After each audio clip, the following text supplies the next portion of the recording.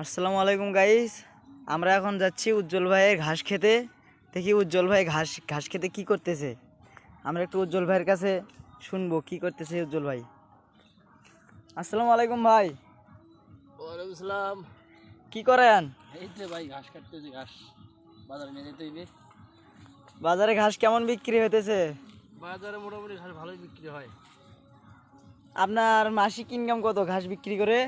আমি তো থাকি অন্য অন্য জায়গায়, আমার আব্বা এখানে ঘাস বিক্রি করে, ঠিক আছে। হ্যাঁ। মোটামুটি খারাপ না, মাসে আসে, ভালো ইনকামটাই আসে। কোন বাজারে ঘাস বিক্রি করেন? আমরা তো গাইবান্ধা সদরে নেই, ও আবার আমাদের এলাকার বাজার আছে ওখানে নেই, হ্যাঁ। ওখানে নিয়ে বিক্রি করি। ও, মোটামুটি ইনকাম ভালো না? ইনশাল্লাহ মোটামুটি ভালো হইতেছে। এই যে একটা দেখছেন ঘাস কত বড়, দেখছেন কত বড় ঘাস। ঘাসটা দেখো কত বড় ঘাস। এইরকম প্রত্যেকটা ঘাসের গরু সাইজ যদি ভালো গরুর খাওয়ানো হয়, হ্যাঁ।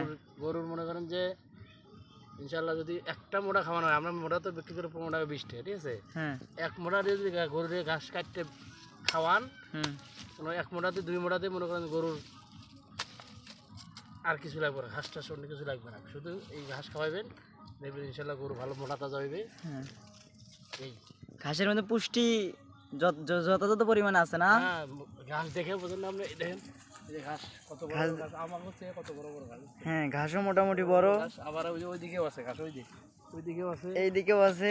ওইদিকেও আছে, আবার আমার ক্ষেত আর একটা আছে ওইদিকে, ওই যে ওইদিকে আর একটা ক্ষেত আছে, ওই যে অন্যদিকে একটা ক্ষেত আছে। ওই ক্ষেত আমার, এই ক্ষেত আমার, এই ক্ষেত সবগুলো আমাদের। না ওই দেখছেন হ্যাঁ, মাথায়, হ্যাঁ, ওই হ্যাঁ। ক্ষেত আমাদেরই।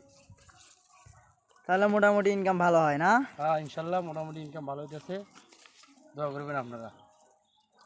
আচ্ছা, ঠিক আছে।